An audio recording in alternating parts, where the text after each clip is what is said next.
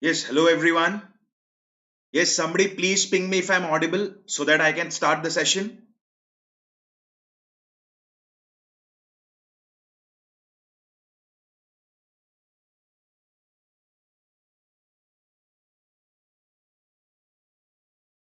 Sat Sri Akal Aditya.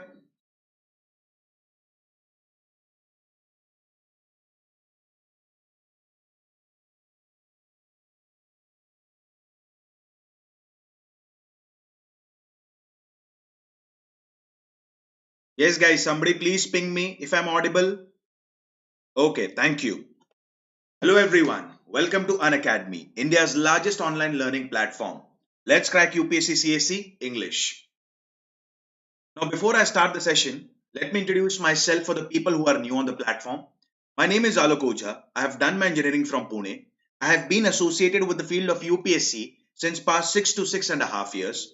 I have been through various stages of civil services exam. I hold the experience of giving CDS SSB twice. I also hold the experience of exams like Uttar Pradesh PSC and CAPF Assistant Commandant. I'm involved into the field of teaching since past 4.5 to 5 years, and I've mentored more than 10,000 students for UPSC. Now, before we are going to discuss a very dynamic topic again today, that is civil disobedience movement, let me talk about the platform. Like there might be a question in the mind of an aspirant why one should prefer Unacademy as a platform for online learning. So here are the ample of reasons why one should prefer Unacademy as a platform for online learning. First of all, you'll have daily life classes on the Unacademy platform. Unacademy offers you assimilation of top and dynamic educators of India on a single platform. You can directly interact with the educators. You can clear all sorts of doubts with the educators. Second most important aspect is developing competence or competitiveness. Now, why competence or competitiveness is important in this exam? I'll give you a very small example. Each year, approximately around 8 to 9 lakh forms are being filled up for UPSC, out of which 3 to 4 lakh appear for the prelims exam, out of which 10 to 11,000 appear for the 10 to 11,000 qualify the prelims exam, 3 to 4,000 qualify the mains exam, and finally 800 to 1,000 make into the final list. So if I filter it down, one aspirant is competing with 800 to 900 other aspirants. And in that case, he needs to build up that sort of competence because he is not only competing with the fellow aspirant in the district, he's competing on pan India basis. He's competing at all India level. And that is why it is necessary to develop competence. And Unacademy helps you to build up your competence by going through live tests and quizzes. Then all the courses on Unacademy platform are highly structured in nature and there is a proper timetable through which the courses are being conducted. And one can have unlimited access to the courses on Unacademy platform. Here are the few top and dynamic educators of India from whom you are going to learn through.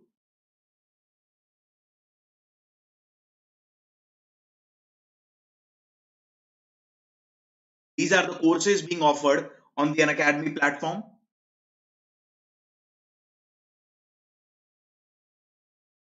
Subscribe to Unacademy and use my code AKOUS. I repeat the code AKOUS. Now there is also something called as iconic subscription.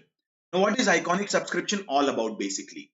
For example, if you're a beginner and you're preparing for civil services, now you might initially face a lot of hindrances regarding the right strategy, regarding the right timetable, how an optional needs to be chosen up, how much time should be dedicated to read a particular newspaper, how much time should be dedicated to GS papers, how to co-link the various GS paper, what is the importance of answer writing technique, and what is a technique for answer writing. So basically, there would be a mentor who would be guiding you throughout your journey for civil services preparation. So basically, this is all about the iconic subscription. If you choose me as your mentor, please use my code AKOUS. I repeat the code AKOUS. Yes, guys.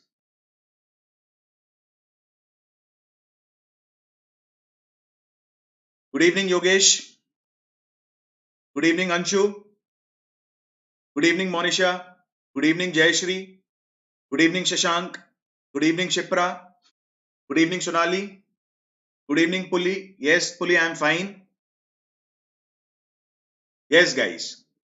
A very dynamic topic from exam perspective that we are going to start today. and that is civil disobedience movement. Okay. Now we have completed around 75 to 80% of the modern India. So yes, guys, how was your journey of modern India? Did you get to learn something new and informative? Yes, guys, I want everybody to be active on the platform. It should be a conversation basically. Getting the points, guys?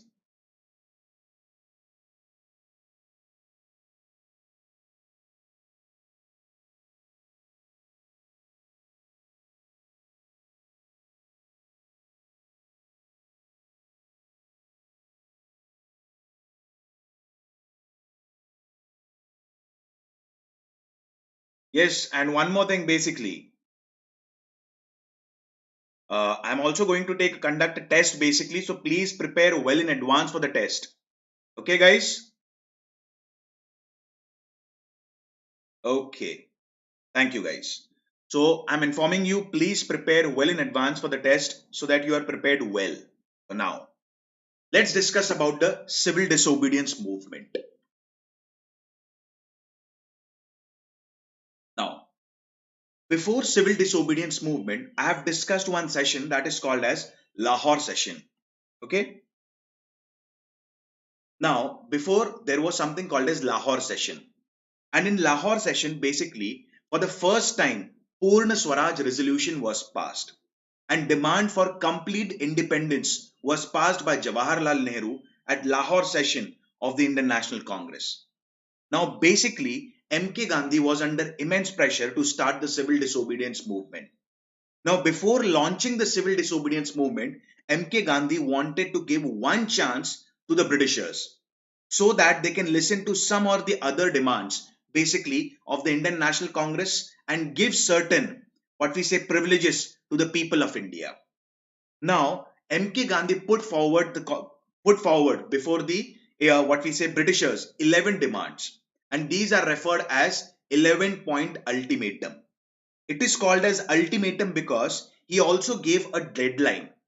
Like he said that please consider these demands before 31st of January 1930. Either accept the demands or reject the demand. We want a clear cut explanation on that. Even if you're what we say, even if you're considering our demands, then it's well and good. But if you're rejecting the demands, you have to cite a reason for the grounds on which you are rejecting the demands. So a specific deadline was given by MK Gandhi to the Britishers to consider these 11 demands.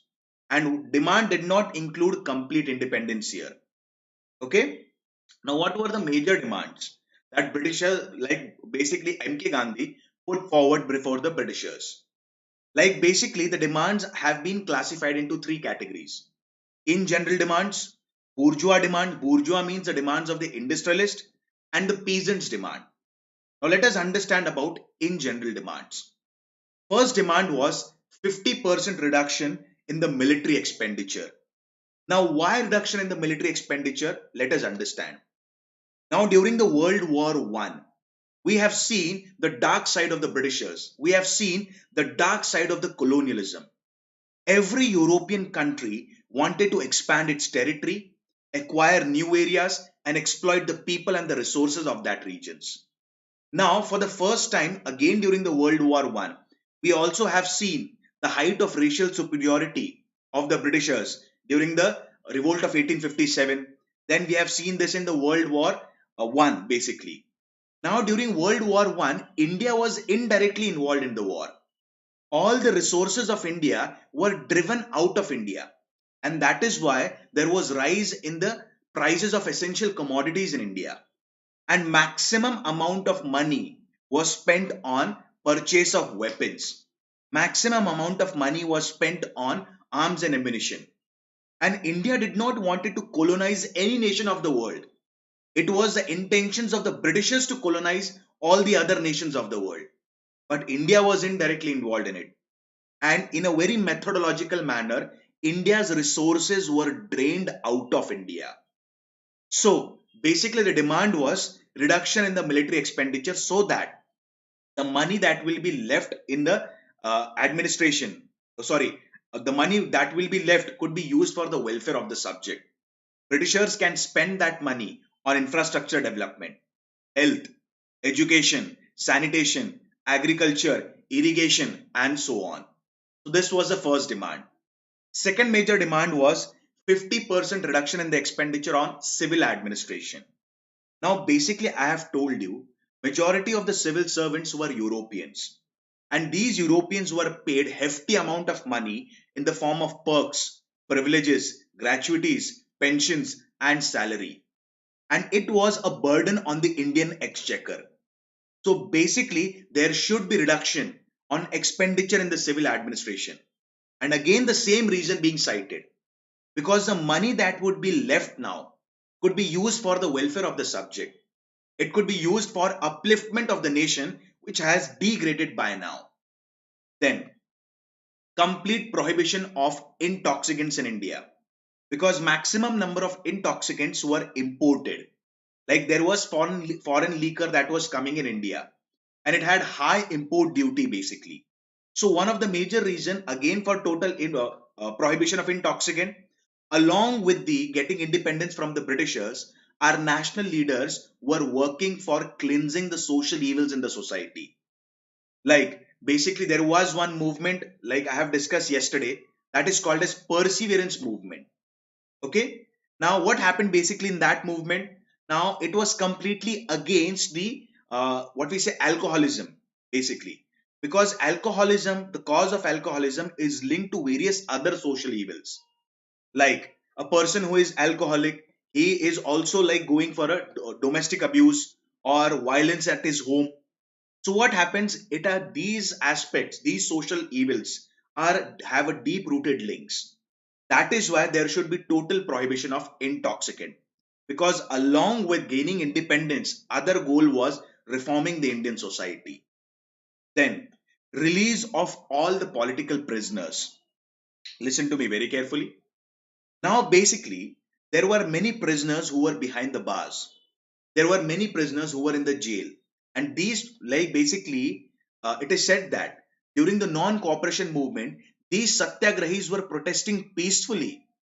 There were many Swarajists who were protesting peacefully, but still their property was confiscated. Hefty fines were imposed upon them, penalties were imposed upon them. They were beaten up in the police lockup, and many were basically put behind the bars. They were put in the jail. So, such political prisoners should be released because they were protesting peacefully. They have hardly been involved into any situation of violence against the government. So one of the demands was release of all the political prisoners. Reforms of Central Intelligence Department. Now basically, police gained all the powers to suppress the movement. Like as we have discussed previously, during the Swadeshi movement, police brutally suppressed the movement. During the Home Rule League movement, police brutally suppressed the movement. During the various peasant movement, tribal movements, and land revenue movements, police brutally suppressed the movement. And basically, there was one act which we have discussed earlier, Rowlatt Act. Now, as per this act, if police has a suspension, like if any person, if they have like if they have basically sort of a suspicion, basically that this person is going to be involved in any sort of activity which is going to affect the administration, just on the basis of suspicion, that person was arrested.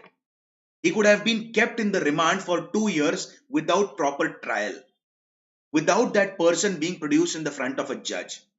This completely violates the habeas corpus writ of that person.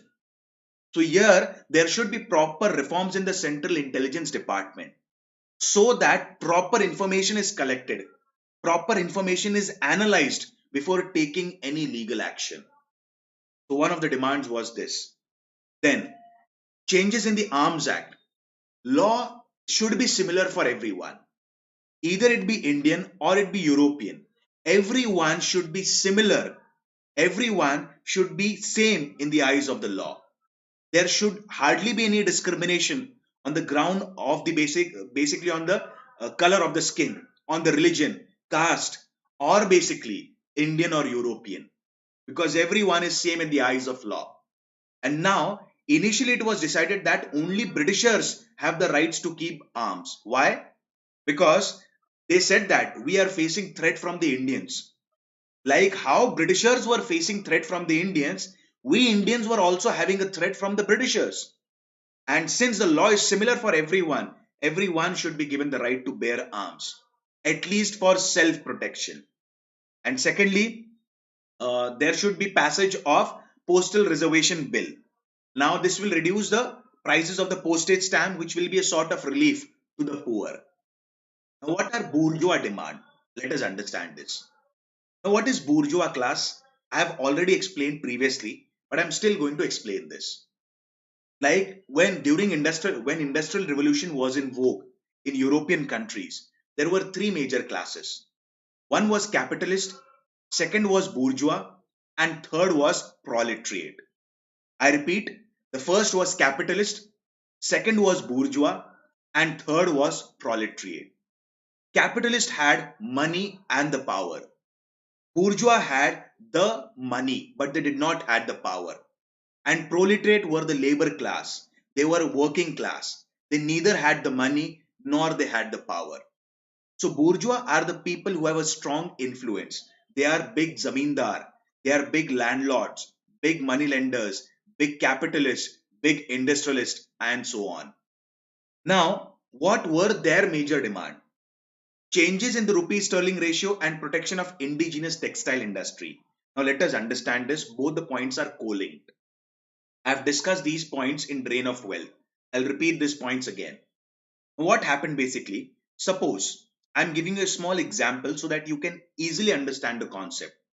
How, in a very systematic fashion, India's money was going out of India, and how Britishers, through their policy, have destroyed our indigenous industries.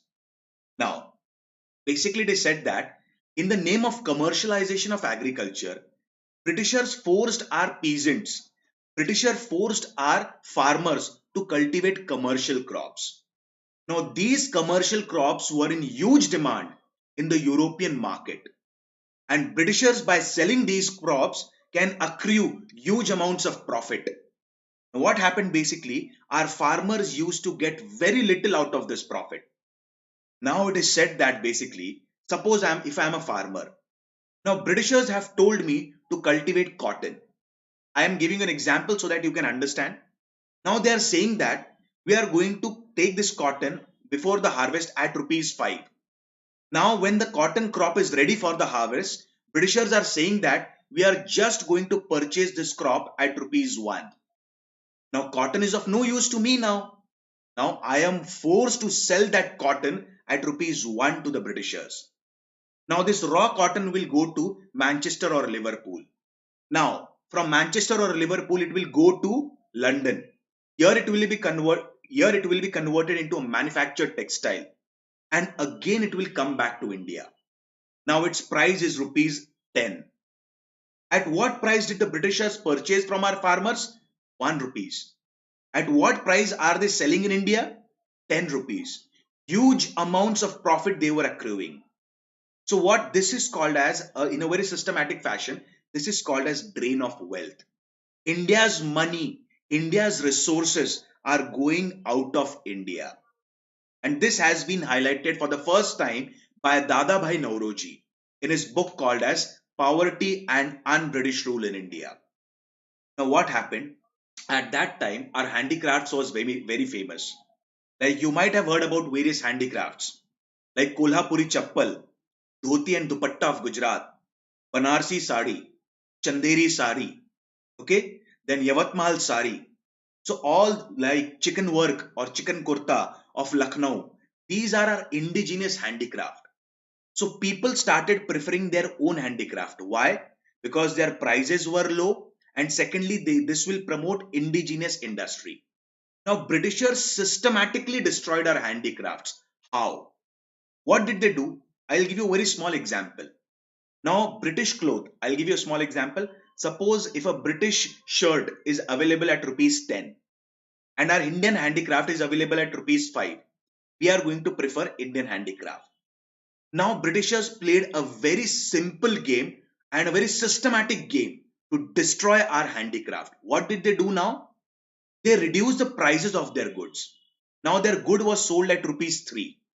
and our handicraft was at rupees 5. If our handicraft is exported to some other nation, the export duty was very high. It would be only exported in the British ships. So what will happen? People will stop preferring our handicraft. In a very systematic fashion, they have destroyed our Indian handicraft industry. But when there was Swadeshi movement, when there was non-cooperation movement, there was revival of indigenous industry because people started what we say producing goods in their own country. People started preferring the goods which were produced in their own nation. So now their again demand was protection should be given to the indigenous industry, and for that import duty should be high. Okay, if import duty is high, foreign goods would be basically, if the foreign goods, the prices of foreign goods will rise, and when the prices of foreign goods will rise, people will start preferring Indian goods. There should be changes in rupee sterling ratio so that indigenous textile industry can be protected, and reservation of coastal shipping for Indians.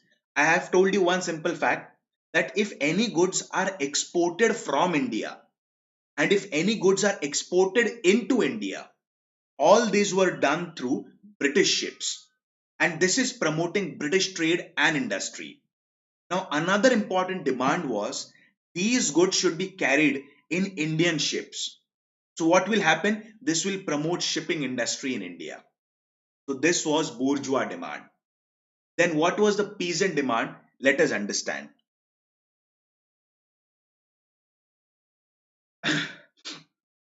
First demand, reduce the land revenue by 50%. I'll tell you about the land revenue system within few seconds. Basically, three types of land revenue settlement were prevalent at that time: Zamindari, Rayatwari, and Mahalwari. Under Zamindari system, it was a permanent settlement. What is permanent settlement? The revenue, the tax was fixed for next 10 years. I'm giving you a small example. Suppose I'm a farmer and I have to pay 70 rupees as a tax on annual basis, and I earn rupees 100. I have to pay rupees 70. Next year I earn 100, I earn 200 rupees. Still I have to pay 70 rupees as a tax. Tax won't be increased. That is why Zamindari system was referred as permanent settlement. Now, why it was called as Zamindari system? Because here Zamindar acted as a middleman between English East India Company or Britishers and the Indian peasant. Now, Britishers directly did not collect the revenue from the farmer. Zamindar was appointed to collect the revenue from the farmer. Out of the revenue that was collected, 89% went to the Britishers and 11% was left with the Zamindar. Now, many a times what happened? Many Zamindar became defaulters. Okay? Why? If the peasant cannot pay the tax to Zamindar, how will Zamindar pay the money to the Britishers? So many Zamindari rights were evicted. Many Zamindars lost their Zamindari rights. Okay? And they became defaulters. Now, Zamindari system, basically it had a major flaw. And what was that major flaw? Listen to me very carefully. Suppose I am a farmer, my land is average. There is another farmer whose land is basically barren, and there is another farmer whose land is quite productive. I pay 70 rupees as a tax. A farmer whose land is barren, he pays 70 rupees as a tax.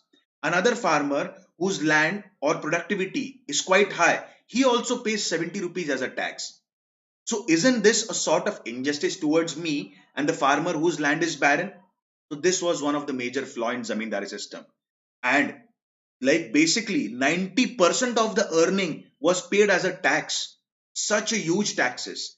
Then there was something called as Rayatwari system.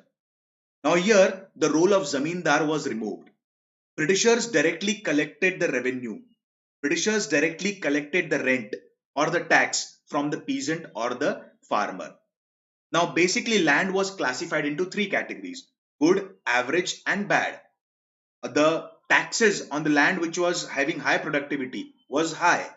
The taxes on land having average productivity was quite average. And the taxes on the land which was barren was very low. But still the taxes were very high. Now, Major demand here was to reduce the land revenue by 50% in any of the system, zamindari, rayatwari or mahalwari. And finally, abolish the salt tax and government salt monopoly. Now, before launching the civil disobedience movement, MK Gandhi started salt satyagraha, and he started this from a place called as Dandi. Now, why did he only choose salt? Because as per MK Gandhi, after air and water, the most essential commodity, which is a part of everyday kitchen's food in every Indian household, is salt. And it should be free of cost. And even if it is not free of cost, government should not impose hefty taxes on that. So another important demand was abolition of salt tax and government salt monopoly. My friends, did you understand the 11-point ultimatum or the 11 demands that was put forward by MK Gandhi in front of the Britishers? Please let me know. Any question, any query, any sort of doubt?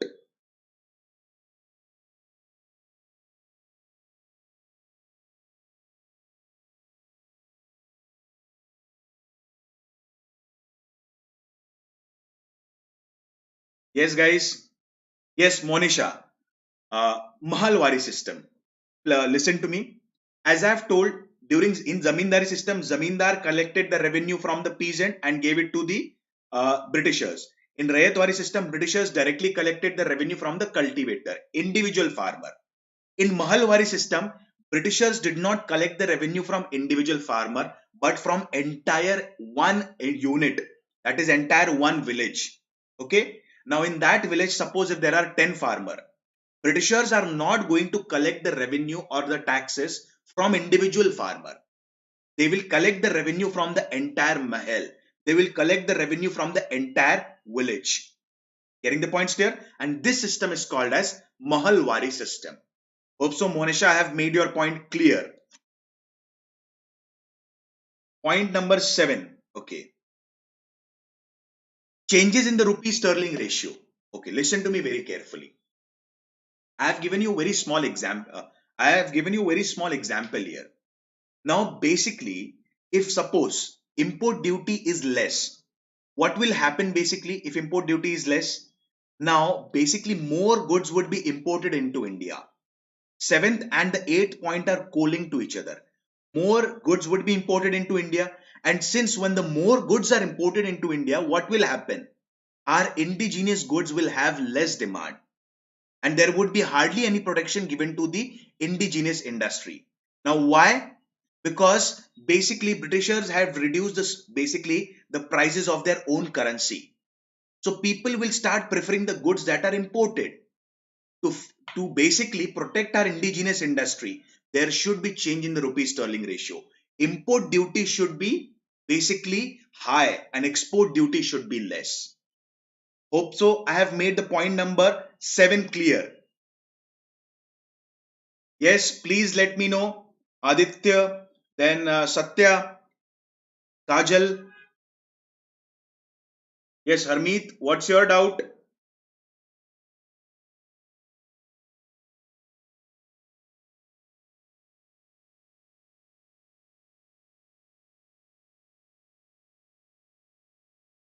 Yes, Harmeet, that's what I'd said.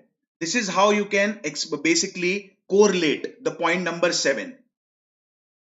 Yes, guys, please let me know. Did you understand this? How it was like basically the major purpose was to protect our own industry. Getting the points clear? Changes in the rupee sterling ratio. Yes, guys, please let me know. Did you get the points?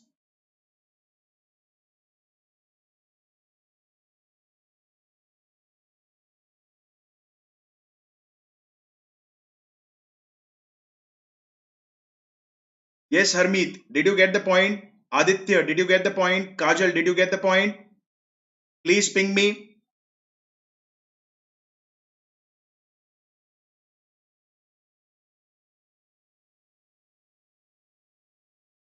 Okay, I'll explain again. Listen to the point clearly.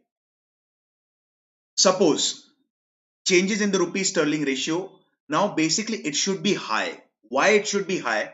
Suppose the value of Indian rupee and the value of the British currency is approximately same, what will happen? There would be more, not majorly same, there is a huge difference. But suppose if it is same, there would be more import of British goods in India.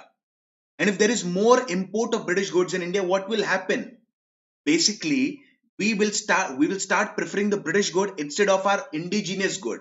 And this is going to affect our indigenous industry. Getting the points clear? So the ratio should be high, so that basically people are going to prefer the indigenous goods, the goods that are produced in one's own country. Now, did you get the point in simple language? Yes, yes, guys. Now, in very simple language, if the prices are same, what will happen? People will prefer the imported goods, not the indigenous good. So the ratio should be high, basically. Getting the points clear? Now, in this simple language, did you understand? Yes, guys, please ping me. Did you understand now?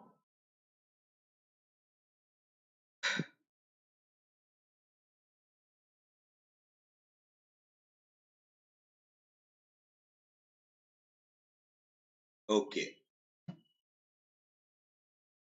Now,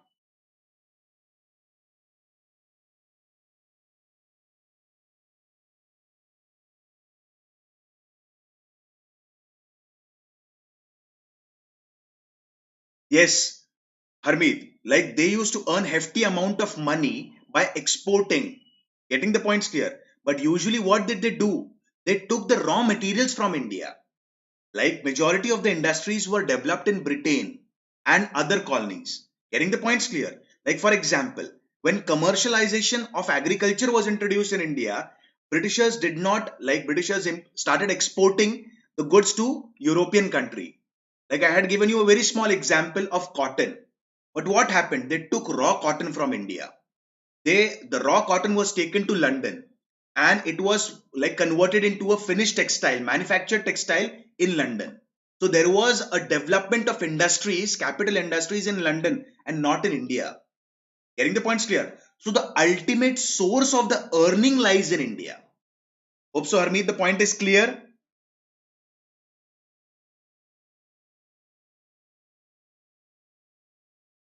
Yes, guys. Yes, Satya. In very simple words, rupee should be low and pound should be high.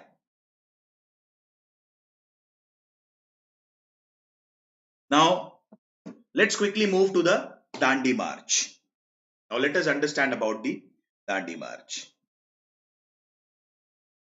Yes, guys, before I start with the Dandi March, I'll tell you a very simple thing basically.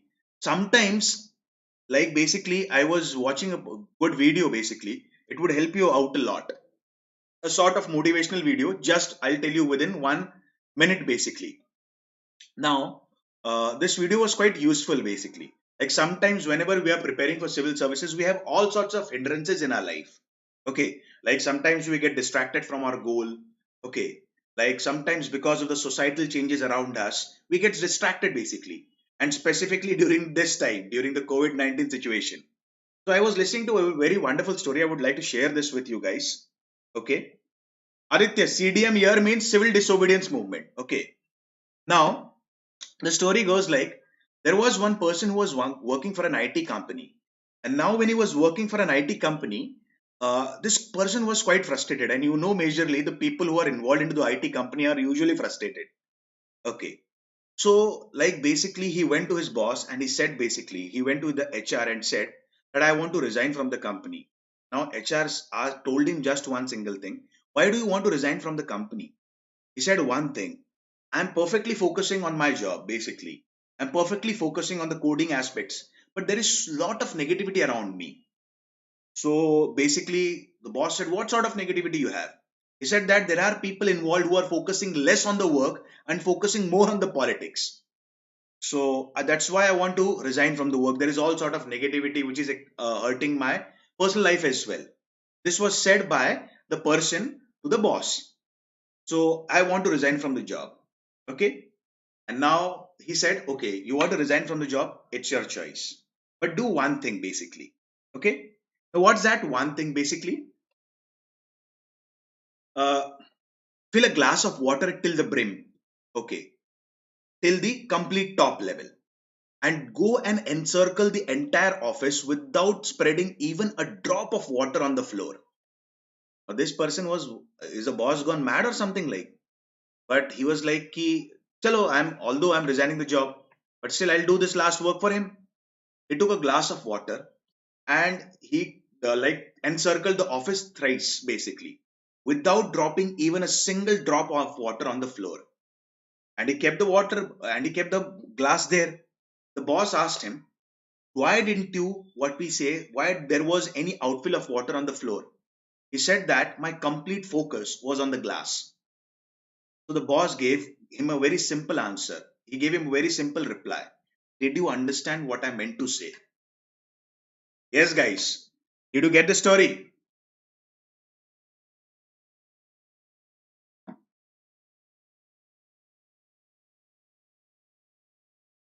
Aditya, CDM, it's a civil disobedience movement. Did you get the story, guys?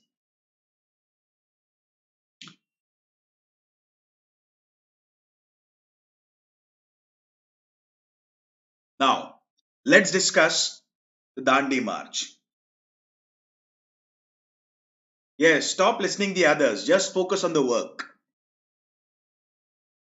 Now, basically, Gandhi put forward, yes, Hermi, the moral of the story is focus on the work.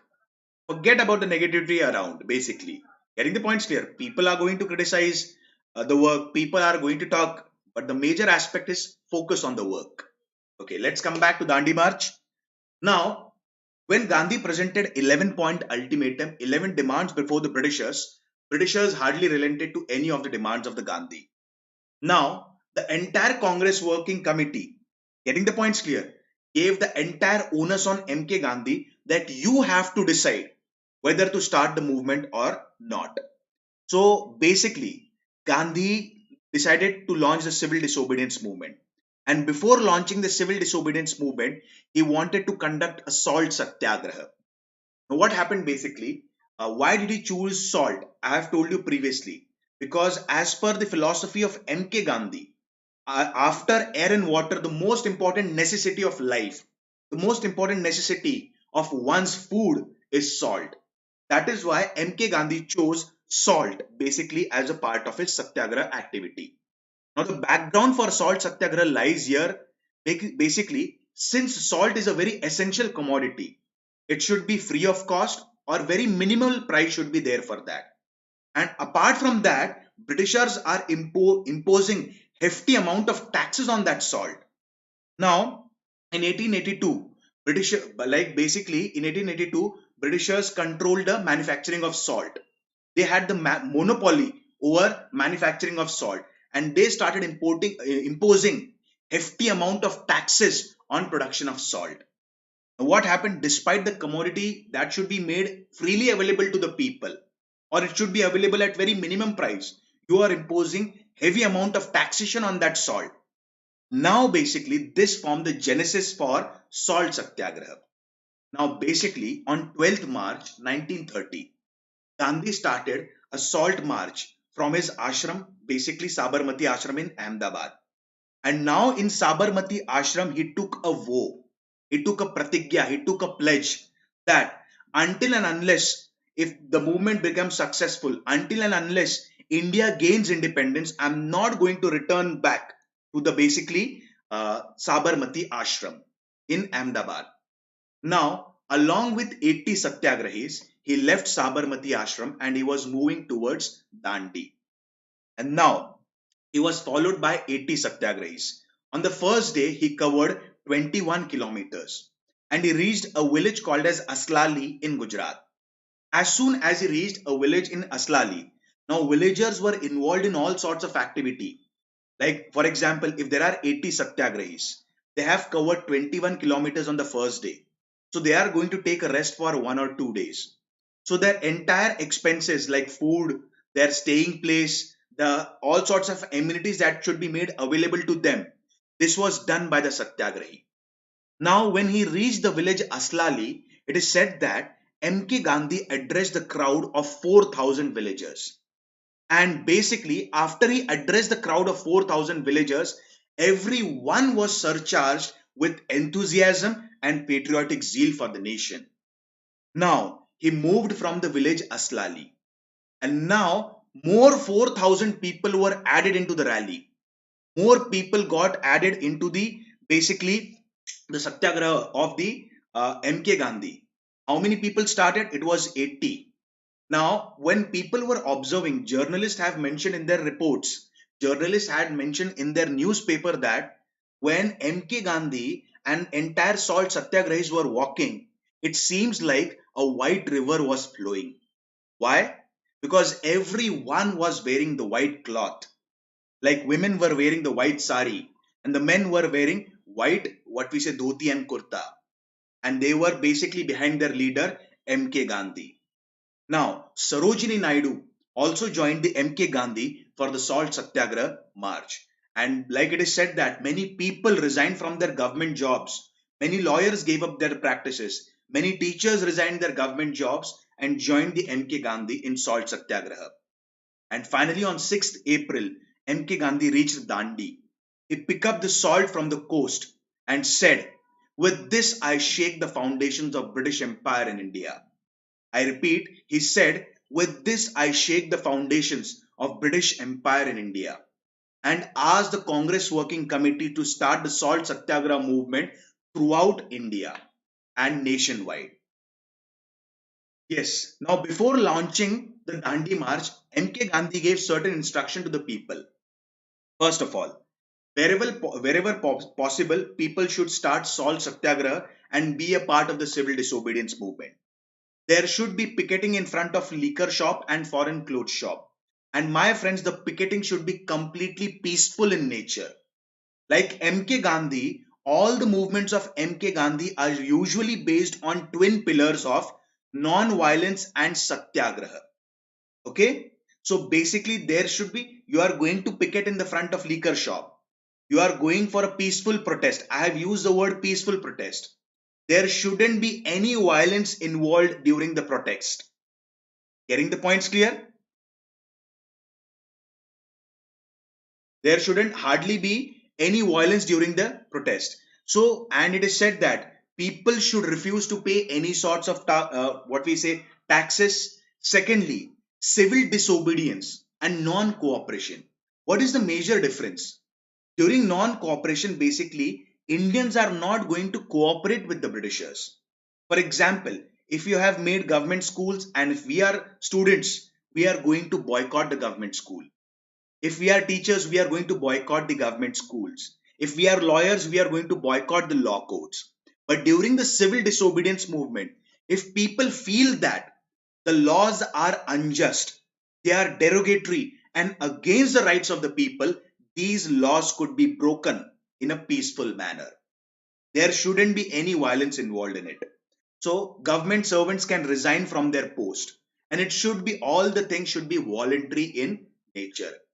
Now, all these instructions were given by MK Gandhi before launching the Dandi March. Hope so, my friends. Did you understand the Dandi March? Please let me know.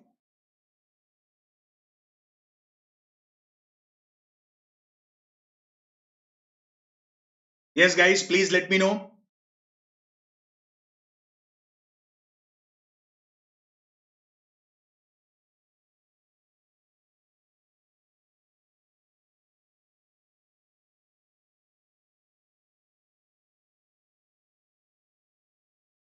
Yes, guys, did you understand till here the Dandi March? Okay. Now let's talk about spread of the salt disobedience or salt satyagraha. Now, as soon as MK Gandhi broke the salt law in Dandi, basically, okay. So what did basically MK Gandhi did? Now MK Gandhi asked the people to start the movement nationwide, to carry on the movement wherever it can be done. So now people throughout the nation were surcharged. Now C. Rajgopalachari started the movement in Tamil Nadu. K. Kelappan started the movement in Kerala. If you remember K. Kelappan, I have also discussed about Guruvayur Satyagraha. You remember this? I have discussed this in socio-religious reform movement. K. Kelappan was involved in Guruvayur Satyagraha and he went for a hunger strike as a part of salt satyagraha, and only on the insistence of M.K. Gandhi he broke the hunger strike. So basically K. Kelappan led the movement in the region of Malabar, that is Kerala. Then in Assam, the people moved from Sylhet to Naukalli in Bengal to break the salt law. They went from inner part of the cities to the coastal areas and break the salt law. In Andhra Pradesh, large number of shibiram were started.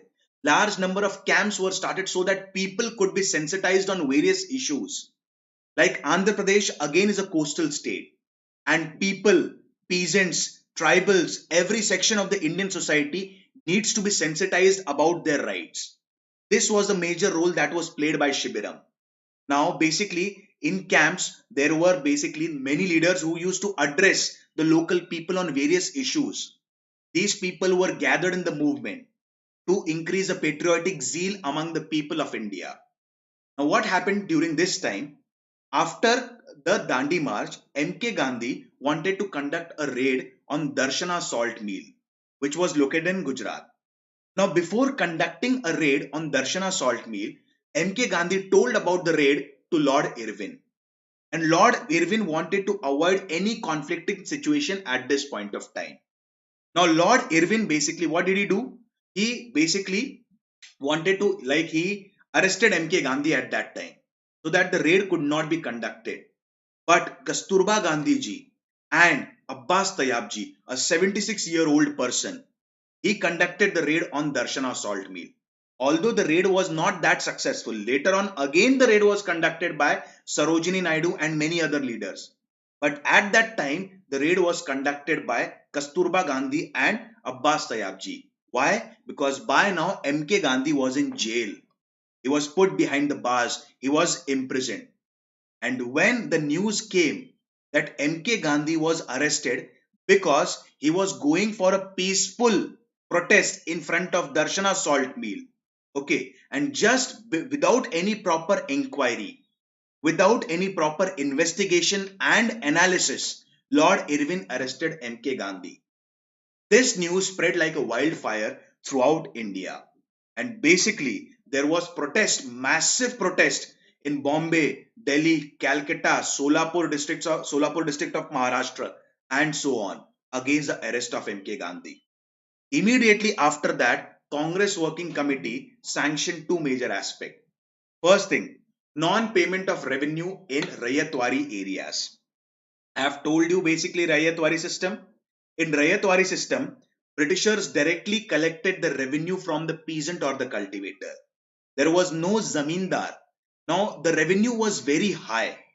Okay, and one of the the leaders urged the peasant, leaders urged the cultivators that nobody is going to pay the revenue because these revenue is not spent for the welfare of the people. It is basically for sponsoring the administration of the Britishers. The entire money is cornered for running the British interest. So there should be no payment of no payment of revenue, no payment of lagan or taxes in the Rayatwari regions. Secondly, no Chaukidari tax in Zamindari area. Now, what is Chaukidari tax? Let us understand. Chaukidar. Now, in very simple words, I have told you in Zamindari system, what was there? Britishers directly did not collect the revenue from the peasant. There was a zamindar being appointed who is going to collect the revenue from the peasant and give it to the Britisher. Now what happened? Zamindar used to exploit the peasant a lot. Like although the revenue was pre-decided, it was fixed in nature. But in the name of extraction of extra amount of money from the farmer and the cultivators, basically Zamindar forced the peasant to pay extra taxes. Now what did Britishers do? Britishers appointed basically a village watchman. Okay? And basically he is going to look any sort of issue between the Zamindar and the peasant. Now these farmer, village people had to pay some amount of money to the village watchman as well. and who, like this village watchman, was a sort of police basically, and who, like basically, they again started extracting more monies from the, what we say, basically peasant. Getting the points clear? The role of Chaukidar here is to protect the peasant, and now he again is exploiting the peasant in name of the Chaukidari tax. Getting the points clear? So one of the important demand here was nobody is going to pay the Chaukidari tax here. Okay? Then Harmeet, the full form of CWC is Congress Working Committee. Okay? Now, there was violation of forest law in the central provinces. Now, what is violation of forest laws basically? Now, we have studied in depth about the tribal movement. For the tribals, basically, the forests are everything. I'll give you a very small example of Munda revolt. Munda revolt occurred in the region of Chota Nagpur Plateau, and the entire movement was centered around one concept of Khunt Katidari system. What is Khunt Katidar system? As per Mundas, we are the owners of the forest. For we are the original clearer of the forest. Forests are like gods for us. They are sacred groves to us. And Britishers do not have any authority over the forest or any product of the forest. But Britishers started exploiting the forest just for their own profit, just for their own interest. What happened basically? The main theme here was the entire forest produce was cornered by the Britisher. Now, as per violation of forest law, what did they do? They cut the grass in the forest. They cut the trees in the forest, and this was cornered by the basically people by disobeying the government law. Because what did they believe? These forests belong to us, and Britishers hardly have any authority over the forest. Getting the points clear? So violation of civil, what we say, forest laws was practiced in the region of central provinces, that is present day Madhya Pradesh. Hope so the points are clear, my friends. Please let me know. Yes, Jayashri, perfect. Dharti Aba. Yes, RJ, they are not acting as a village watchman. They are acting as the rulers of the village now. Perfect.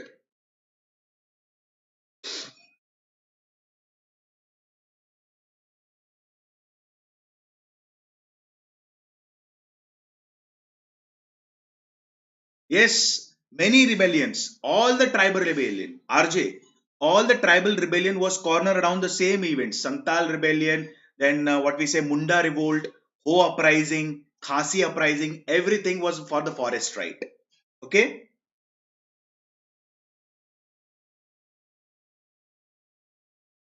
Yes, perfect, Shipra. Subhash Chandra Bose compared this with the Italian March, basically. Yes, we are going to talk about this when we are going to study about the Indian National Army. Okay. Now, let's talk about how did the movement spread, or there were protests in the different areas of the country, in the different parts of the nation.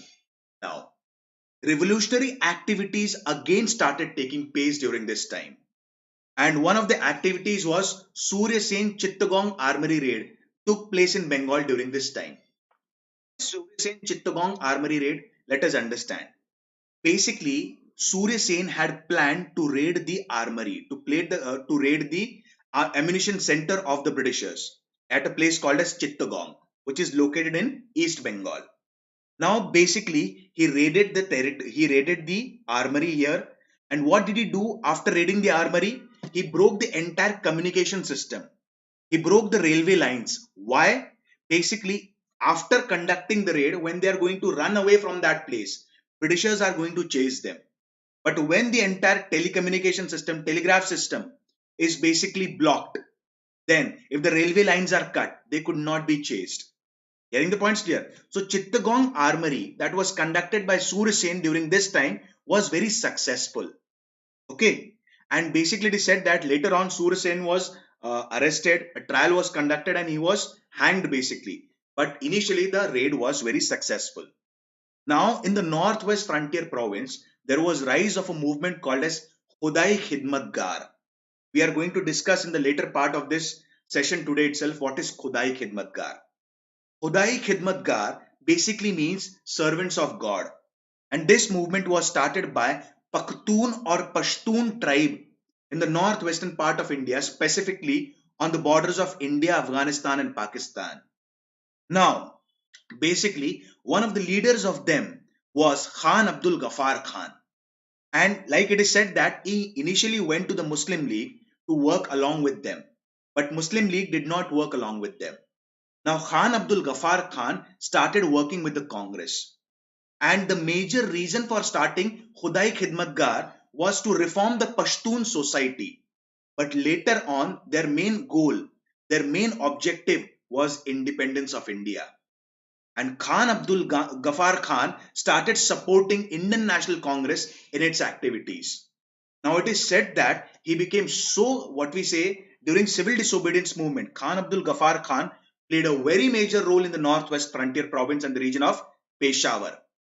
Now, arrest of to suppress the movement, basically, a Gadwal rifle was sent here and martial law was imposed in this region. A unit of the British Indian Army, Gadwal rifle was sent here. And the officer ordered firing on the basically Khudai Khidmatgars, the followers of Khan Abdul Ghaffar Khan. Instead of firing, basically, all the soldiers of Gadwal rifle laid down their weapons. They did not fire on the unarmed crowd. So this was a sort of symbol of protest by the soldiers against the, what we say, orders of the Britishers. Basically, now there was again a movement in Solapur, that is southern part of Maharashtra, and the movement was conducted by textile workers in the region here. Okay, we have discussed earlier yesterday itself. By now, labor movement had gained pace in India, and during the civil disobedience movement, not majorly, but still, labor movement was to an extent supporting the civil disobedience movement.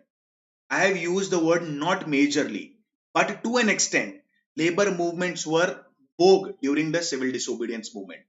Like the textile workers of the Solapur region in Maharashtra protested against this. Getting the points clear? Like they burned the liquor shop, railway station, police station, municipal building. Now, what happened basically, you can observe one thing here. With the passage of time, as MK Gandhi has said, the movement should be non violent in nature. But the movement was getting a bit violent. But MK Gandhi did not withdraw the movement because by now he was in jail and the movement was gaining pace. The movement was very successful by now. Now, I have told you basically MK Gandhi had decided to conduct a raid on Darshana salt mill. But before conducting the raid, he had told about the raid to Lord Irwin. So Lord Irwin arrested him. Now, to an extent, the raid was conducted by Kasturba Gandhi and Abbas Tayyabji. He was a 76, 77-year-old man basically. But still, he conducted the raid. That raid was not that successful. Okay, now it is said that the people who are conducting the raid, the people or the followers of MK Gandhi were beaten up by the police with the steel, what we say, rods. Like in such a brutal manner, the Britishers followed the policy of suppression. Now Sarojini Naidu, Imam Sahib and Manilal, one of the Gandhi's son, again conducted the raid on Darshana salt mill and the raid was very successful. Now again police like basically said people were lathi charged brutally, and this new form of satyagraha was adopted in the nook and corner of the nation. Bombay, Karnataka, Andhra, Bengal, Cuttack, Puri, everywhere. In Bihar, people decided not to pay the Chaukidari tax. In Bengal, again, people decided not to pay Chaukidari tax. Everywhere, no revenue campaign was organized. In Gujarat, no tax movement was organized. In fact, basically, it is said that in Gujarat, people organized no tax campaign, but Britishers were forcing them to go for paying the taxes. And to escape the wrath of the Britisher, to escape the brutal suppression policy of the Britishers, they moved to the state of, from the few villages to the neighboring state of Baroda, so that the movement cannot be suppressed. People started breaking or violating the forest laws. Getting the points clear? Now, it is said that in Assam, Cunningham Circular was circulated, and this was basically for students and the parents. And now, what is that circular all about? Because students actively took part on the insistence of MK Gandhi in the civil disobedience movement. Now, what happened basically? Britishers started threatening the students. And in what manner did they threaten the student? We are going to cancel your scholarship. We are going to remove you from the schools or colleges. Then your education would be stopped basically. You would be put behind the bars. You will be put in the jail basically. So students should maintain a proper behavior. That is why Cunningham circular was circulated. A sort of threatening activity that was conducted by the Britishers. Again, a no revenue campaign was organized in the United Province, that is in Uttar Pradesh, and the region of Manipur and Nagaland. A small, what we say, girl, just age of 13, whose name was Rani Gaidunli. She raised a banner of revolt against the foreign rule. She was arrested and she was sent to life imprisonment. But see, it's not about the success of the revolt. It's not about the success of the civil disobedience movement. But can you see the patriotic zeal and enthusiasm that small girl of 13 years has shown in the civil disobedience movement? Okay. Now, many people were there was a brutal suppression policy that was adopted by the Britishers. Many people were sentenced to life imprisonment. Okay. Now, there was uprising in Kashmir and Alwar, Rajasthan as well. Now, the uprising in Alwar, Rajasthan is also called as Mew uprising. Now, what is Mew uprising? Basically, Mews are tribals of the region of Rajasthan, and they are also involved into the farming activity. Now, on the insistence of Britishers, Maharaja Jai Singh increased the land revenue taxes, and the Mews, basically the tribals in this region, refused to pay the taxes and revolted against their Maharaj. And the Maharaj had to go to Europe basically. So this uprising is called as Alwar uprising or Mew uprising. And people were sensitized through demonstration, Prabhat Fairy, Manjari Sena, secret societies were run by now, and so on. So this is how the movement reached to nook and corner of the nation. Okay. Yes, guys, did you understand the basic part of the movement?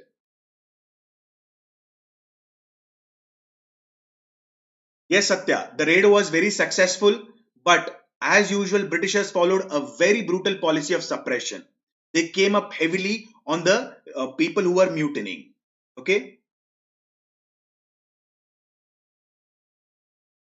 See, Harmeet, Gaffar market in Karol Bagh. Okay. So basically, we cannot say that it can be correlated to Khan Abdul Ghaffar Khan. Okay. And basically, even if it's related, I do not have any clue about that. That is Gaffar market of Karol Bagh. Okay.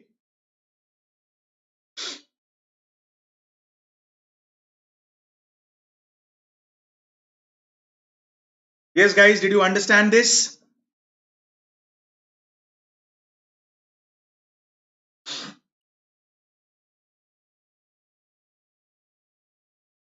Now, what happened? What was the impact of the agitation? First of all, import of foreign clothes fell.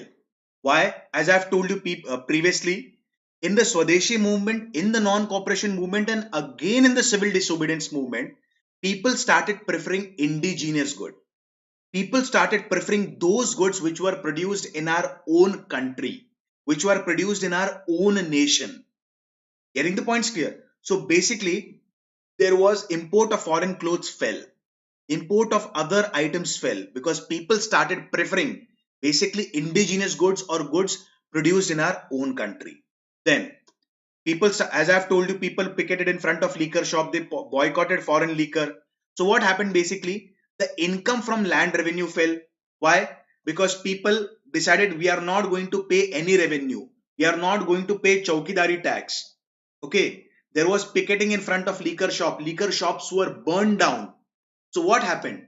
The revenue from these sources came down drastically. Then election to legislative assembly were boycotted. Now people decided that Britishers are always framing the laws for themselves. Like either it be Morley Minto reform, either it be Montego Chelmsford reform, either it be the recommendations of Simon Commission. All the laws that are framed by the Britishers are framed in favor of the Britishers, just to protect their interest. So what is the use of making laws? What is the use of participating in the elections and being a part of a legislature? Because majorly the power lies in the hand of Governor General. It lies in the hands of Viceroy. It lies in the hand of Secretary of State of India. And ministers hardly have any right. So basically, what is a basically purpose of participating in the Legislative Assembly election? So they decided to boycott the elections. Okay. Now, what was the extent of mass participation? Large number of women for the first time. Like we can say that non-cooperation movement, civil disobedience movement, and quit India movement. In non-cooperation movement, women participation was there. But in civil disobedience movement, there was extent participation of the women during the movement. And large number of women from Bengal, Bombay, Karnataka, Andhra, Tamil Nadu, Kerala, other regions of the country participated in the movement. They picketed in front of liquor shop, opium dens, and shop selling foreign cloth. And every protest was a form of a peaceful protest. And here, like it is said that police came up heavily on the protesters. There was brutal lathi charge on the people, but people still did not relate upon the Britishers. They still carried forward the movement in a very peaceful manner. Then there was boycott of foreign cloth and liquor by the students as well. They simply exemplify there was active participation of the students during the movement. Now, by now, Muslim participation was very less in the as comparison to the non-cooperation movement. Now, why what we say participation was less? Let us understand this. Okay. First of all, let us go into the analytical factors of this. During non-cooperation movement was merged with Khilafat movement. And what is Khilafat movement basically? During World War One, Britishers was on the opposite side of Turkey and Britishers won the World War One. And they started imposing harsh terms and conditions on the Turkey. Now the ruler of Turkey was also referred as Caliph. He was the religious leader of all the Sunni Muslims across the world. Now position of Caliph was basically overthrown by the Britishers. This hurted the sentiments of Muslims all over the world and specifically the Muslims in India. So what happened basically here? These Muslims decided to support Congress in their activity and Khilafat movement was merged with non-cooperation movement. But before launching of civil disobedience movement, there were two major activities that occurred. One was Nehru report and other was Jinnah's 14-point plan. Now Nehru report was not acceptable to Muhammad Ali Jinnah and Jinnah had produced 14-point plan which we have discussed yesterday. That until and unless these demands are accepted, we are not going to support Congress in any of their activities. So this had created a sort of strife between Hindus and the Muslim. Like many Muslims did participate in the movement, but in comparison to the non-cooperation movement, the extent of Muslim participation in the movement was quite less. Okay. Now, it is said that like Muslim weaving community in Bihar, Delhi, and Lucknow also participated. I'm not saying that Muslim participation was not there altogether. It was there, but less in comparison to the non-cooperation movement. Merchants actively participated in Tamil Nadu and Punjab. Tribals of Karnataka, Maharashtra, and central provinces participated in the movement to protect their forest rights. They violated the forest rights which were created by the Britishers against the tribal, and peasants actively participated in the no revenue campaign, in the no Chaukidari tax campaign in the region of UP, Bihar, and Gujarat. So, this was the extent of participation during the movement. Yes, my friends, did you understand the extent of participation? Please let me know.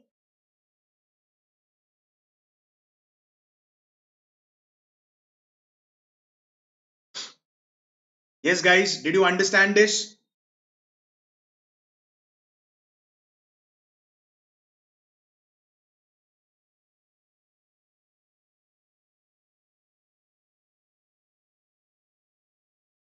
Okay.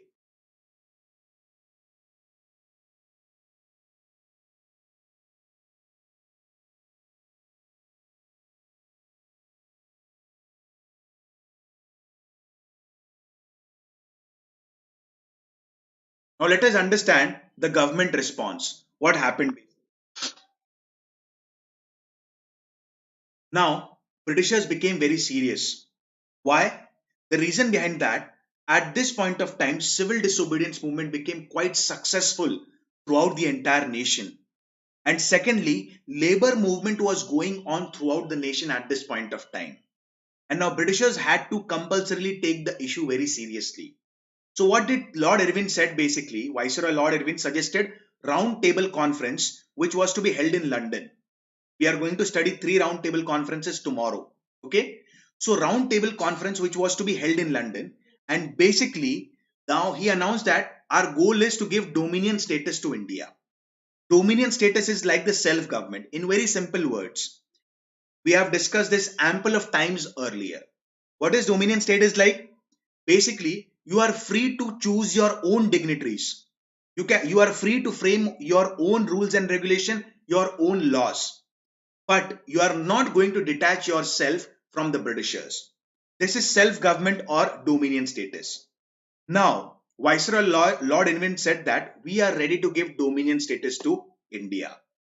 Now, what happened at this point of time? MK Gandhi was in jail, and MK Gandhi, who was the pioneer, he was the initiator of civil disobedience movement. Now, Tej Bahadur Sapru and MR Zaikar met what we say, this person, Viceroy Lord Irwin. After meeting Viceroy Lord Irwin, they told the entire situation to Motilal Nehru and asked Motilal Nehru to meet MK Gandhi in jail so that a swift action could be taken on this. Now, Motilal Nehru and Jawaharlal Nehru went to Yerawada jail, which is located in Pune, okay, and met MK Gandhi and told about the offer that was given to them by Lord Irwin. Okay, but MK Gandhi did not move an inch. He said, my only demand is I want complete independence now. Getting the points clear? As we have discussed in Lahore session, the goal of complete independence was passed. Initially, in the 11-point demand, there was no goal of complete independence. But after the Dandi March, basically, the policy that was adopted by the Britishers, now MK Gandhi made MK Gandhi to decide to go for a complete independence as a goal for India. And they said that we want complete detachment from the alien rule. We want complete detachment from the British rule now. And now, complete independence is our goal. And I do not want dominion status. Now, basically, it is said that 3 roundtable conferences were arranged. The first roundtable conference was in London, and it was first roundtable conference was basically attended by many sections like Muslim League, Hindu Mahasabha, then Sardar Ujjal Singh, B.R. Ambedkar, Independent Liberal Party. But Congress boycotted the first roundtable conference because basically, and one of the major aspect is first roundtable conference was a drastic failure. The reason behind the civil disobedience movement was initiated by Indian National Congress. Britishers had the issue with the Indian National Congress, and they had to sort out that issue with the Congress and not with the other parties. Getting the points clear? But Congress was not a participant in the roundtable conference. So whom could they discuss negotiations with? So first roundtable conference was a drastic failure. Okay, it was held in London. What was government response on this? In 1931, after the first roundtable conference, Lord Irwin believed one thing: until and unless, basically, Congress is a participant in the roundtable conference, we are not going to come out on a proper solution for this. And immediately, all the political prisoners were released. All the members of the Congress Working Committee was released.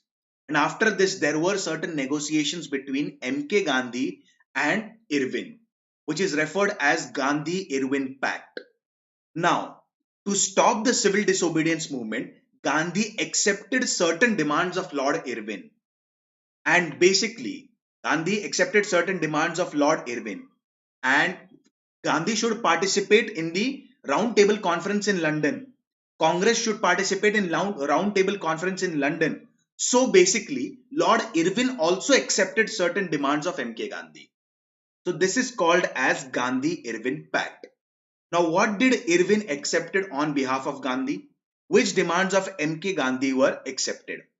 First, immediate release of all political prisoners not convicted of violence. As I've told you, like there were many satyagrahis who were protesting basically in the Darshana salt mill.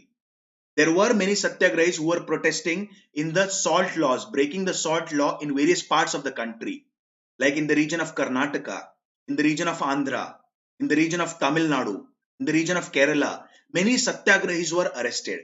Many leaders were arrested. And one of the major aspect here is police came up heavily and brutally on these satyagrahi. Basically, these people were peacefully protesting. So Britishers do not have the right to arrest them. So such satyagrahis should be immediately released. And this demand was accepted. Now, remission of all the fines not yet collected. Since the satyagrahis were basically, and the third point, restore the confiscated property. What happened basically? Like basically many satyagrahis were involved in the act, what we say civil disobedience movement. Now their property was confiscated. All sorts of fines and penalties were in what we say imposed upon these satyagrahi. So one of the demand was restore the confiscated property of the satyagrahi. And second major aspect is basically if the fines are imposed, do not collect the fine. And if the fines are collected, remit those fines. Give the fine back to the satyagrahis because they were not involved in any sort of violent protest. In fact, the Britishers were very harsh on the satyagrahis. Okay, then allow the peaceful picketing of liquor shop. Picketing basically means dharna, allowed to protest in front of liquor shop in a very peaceful manner. And peaceful protest is a sort of a fundamental right because we are not violating any sort of laws here. Then basically right to make salt in the coastal villages for personal consumption. At least in the coastal areas, authority to manufacture salt should be given because salt is a daily necessity of life along with the air and water. It is a very essential commodity and basically it should be completely free of cost. So at least coastal villages should be allowed to make salt for their personal consumption, not for sale. Okay, then all the emergency ordinances that have been passed to suppress the civil disobedience movement should be immediately cancelled. This was put forward by M.K. Gandhi in front of Lord Irwin, and Lord Irwin accepted this demand. Now, two demands of M.K. Gandhi were not accepted by Lord Irwin. First demand, M.K. Gandhi said that, first of all, every time, either it be Swadeshi movement, either it be non-cooperation movement, either it be civil disobedience movement, police has came up heavily on the protester even while the protesters were protesting in a peaceful manner. So there should be a police inquiry into that. Why the police adopted such a step? Getting the point, there should be a proper inquiry into it. But this demand was turned down. It was not accepted. And second major demand, commutation of Bhagat Singh and his comrade to life sentence. Like Bhagat Singh was given death penalty. And one of his demand, MK Gandhi's demand was to convert the death penalty into life sentence. What is all about Bhagat Singh? Let us understand. Now, basically they said that when Simon Commission, listened to me very carefully. When Simon Commission came in India, it was greeted with black flags throughout the nation. And slogans were raised against the Simon Commission in the form of Simon Go Back. Now, wherever Simon Commission went, it was greeted with black flags. Okay? Either it be Lahore, either it be Pune, either it be Calcutta, everywhere it was greeted with black flag. Now, against the arrival of Simon Commission, Lala Lajpat Rai was what we say protesting in the region of Punjab. Britishers came up heavily on the protester and there was a huge lathi charge on Lala Lajpat Rai ji. Now he had a severe blows on the chest and because of this he died. Along with him there was a person named as Bhagat Singh and he wanted to take the revenge for the death of Sher-e Punjab, that is Lala Lajpat Rai ji. Now what happened basically, Bhagat Singh decided to assassinate Scots, the police chief. Okay. Now, along with Rajguru and Sukhdev, he decided to murder Scott, the chief of the police. But what happened? They murdered DSP, that is Deputy Superintendent of Police, that is Saunders, JP Saunders. Now, Bhagat Singh immediately fled away. This is called as Lahore conspiracy case. Now, what happened again basically? Bhagat Singh, along with Batukeshwar Dutt, threw a bomb in a central legislative assembly and shouted a slogan, Inqilab Zindabad. The major purpose of throwing the bomb in the central legislature, the bomb was made completely harmless. Okay, its purpose was not to harm the ministers in the legislative assembly. Its purpose was basically to get arrested. And after getting arrested, what will happen? He would be produced in the court for trial.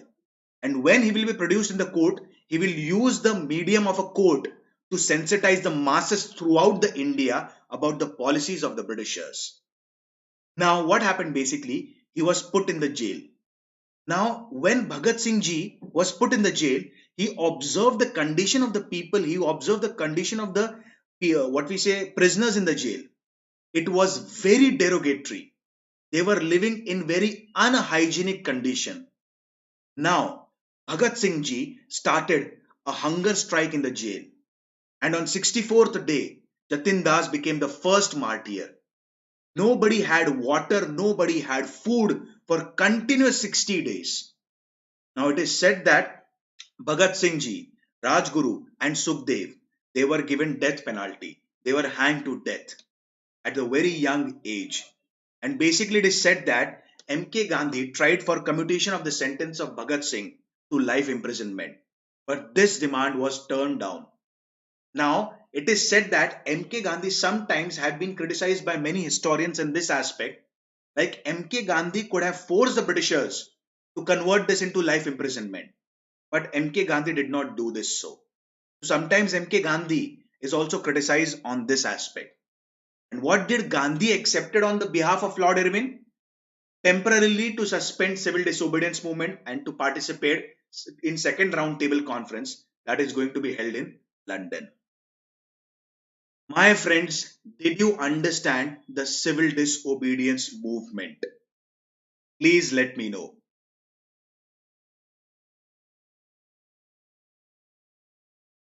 Yes, guys, please let me know. Did you understand the civil disobedience movement?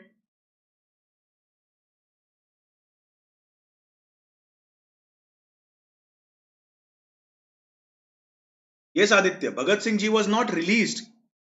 See, after Lahore conspiracy case, he fled away. Then after throwing the bomb in the Central Legislative Assembly, he was arrested. Then he was not released basically. He was directly hanged to death. Getting the points clear, Aditya? Yes, guys, did you understand the civil disobedience movement? Yes, RJ, a very dynamic leader. From day after tomorrow, we are going to start about the revolutionaries. There you will come to know about revolutionaries like Bhagat Singh, Rajguru, Sukhdev, Chandrasekhar Azad, Surya Sen, Subhash Chandra Bose, and so on. We are going to discuss these dynamic leaders in quite depth. Okay.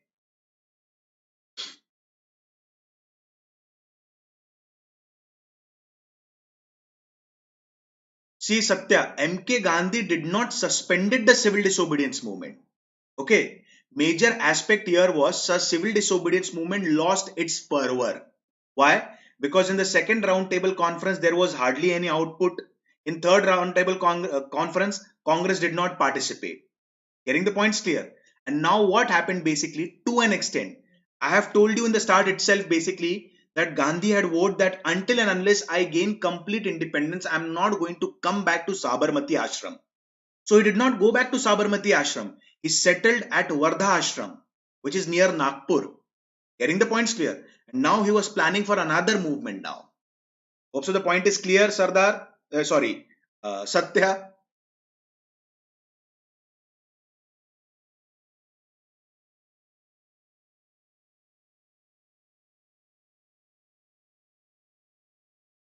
Okay. Now let's go for comparison of civil disobedience movement and non-cooperation movement.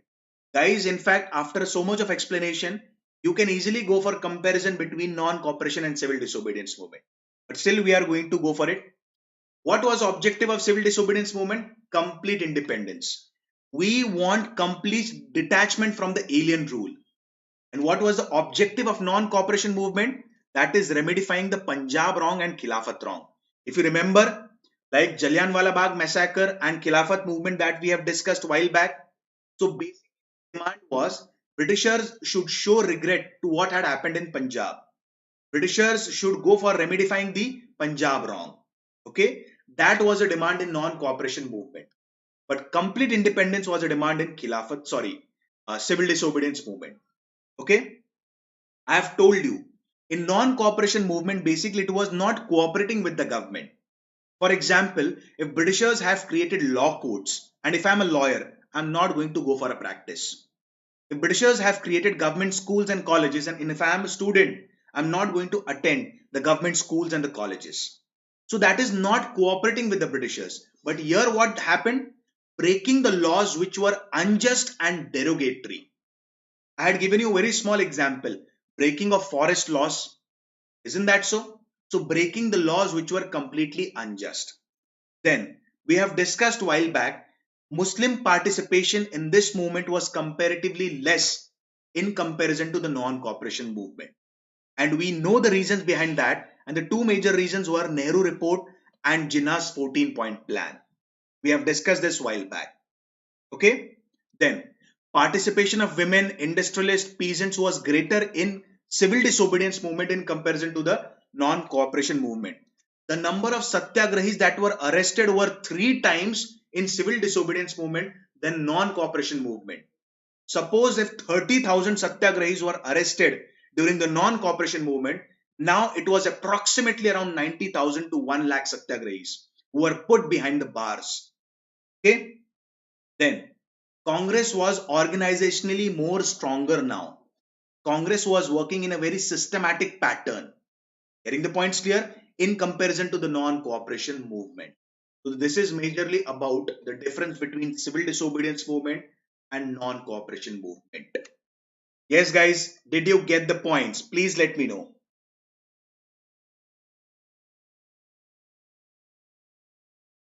Yes, one of the reasons, Shipra, that we are going to see exactly in the revolutionaries chapter.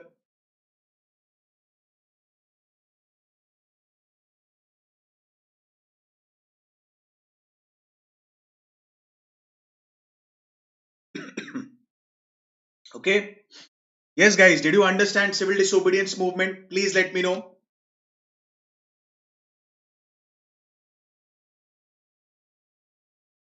Okay.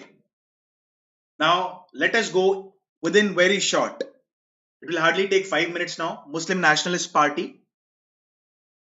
Now, some representatives from Punjab and Bengal, like Khali Khuzaman and Dr. Sheikh Muhammad Alam, they formed their own party that is called as Muslim Nationalist Party. Like M.A. Ansari was its president and Khali Khuzaman was its secretary. Now, many other leaders like Maulana Abul Kalam Azad and Rafi Ahmad, like they did not oppose the formation of Muslim Nationalist Party, but also they were not the part of the new party. Getting the points clear? And the purpose of new Muslim Nationalist Party was to work along with the Muslim League and promote the demand of the Muslim League now. Getting the points clear? It has not been asked till so far, but there could be a question like who formed the Muslim Nationalist Party? So it was basically Dr. Sheikh Muhammad Alam and Khalil Khuzaman. So it is a part of certain important facts. Okay. And we have discussed about Khudai Khidmatgars. Getting the point? Now, Khudai Khidmatgar, this movement was started by Khan Abdul Ghaffar Khan. He is also referred as Frontier Gandhi. Now, Khudai Khidmatgar basically means servants of God. And this movement was initiated in the northwestern frontier province, that is on the borders of India, Afghanistan, and Pakistan. Now, basically, initially, this was a reform movement within the Pashtun or the Pakhtun or the Pathan tribe itself. But later on, Khan Abdul Ghaffar Khan, he was also called as Badshah Khan or Bacha Khan. Initially, he went to the Muslim League for working against the Britishers. And later on, he went to the Congress for working against the Britishers. He became a part of the Congress and started a movement against what we say Britishers basically. And they are also called as Red Shirt or Surkaposh. Getting the points clear? Now, basically, Khudai Khidmatgar around 1914, they started demanding a separate Pashtunistan for them, a separate country for them. Because by now, basically, there was a demand for a separate Pakistan. and they did not wanted to join the Pakistan. Getting the points clear? Now they started demanding a separate Pashtunistan for them.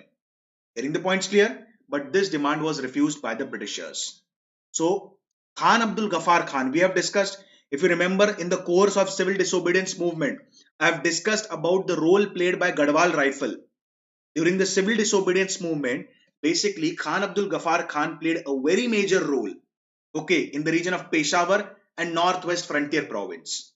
So what happened basically? Gadwal rifle was called in to fire on the protester, but nobody fired on the protesters basically. Getting the points clear? So this is majorly about the Khudai Khidmatgars. So these are the part of certain important facts as well. My friends, are all the points clear?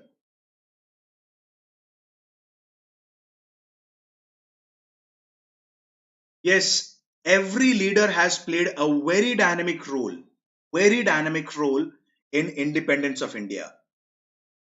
Monisha, all the wars and the treaties would be taken in the end. Viceroy, I will take in the end. Okay?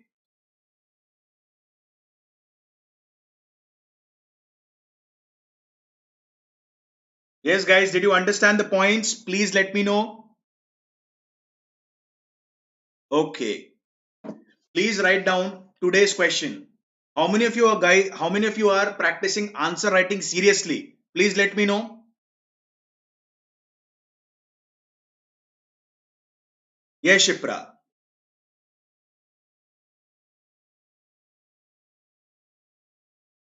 Yes, RJ. The entire summary is basically in the comparison of the non-cooperation movement and the civil disobedience movement. Okay. See, until and unless we go for round table conferences, we cannot summarize the movement. Okay, properly. Because we'll understand what actually happened in the round table conference. Okay, RJ. So tomorrow I am going to go for a what we say round table conference, and again I'm going to go for an entire summary of civil disobedience movement. Hope so, RJ. It's okay. Okay, guys. Yes, timing of the test won't be there tomorrow, guys. Okay. Test would be, I'll be telling the timing basically. I'll be confirming the timing basically. The test would be conducted 2 or 3 days later. The reason behind that, I'm delaying the test majorly because we have to cover certain aspects before this, what we say, in this month itself, because we have an exam to come. Okay. So that is why we have to cover that. So test will conduct basically in the next week itself. Don't worry about that, guys. Okay. Yes, please practice answer writing properly. Now, write down today's question.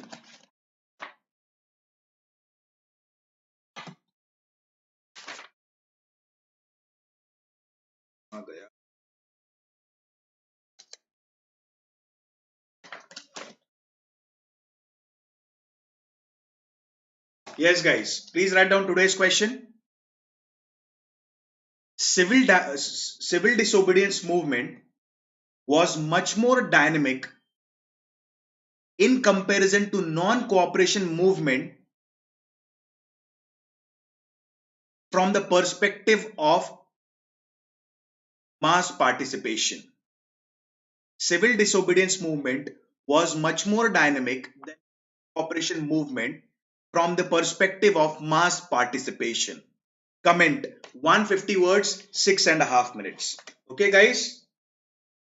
Okay. Yes, guys.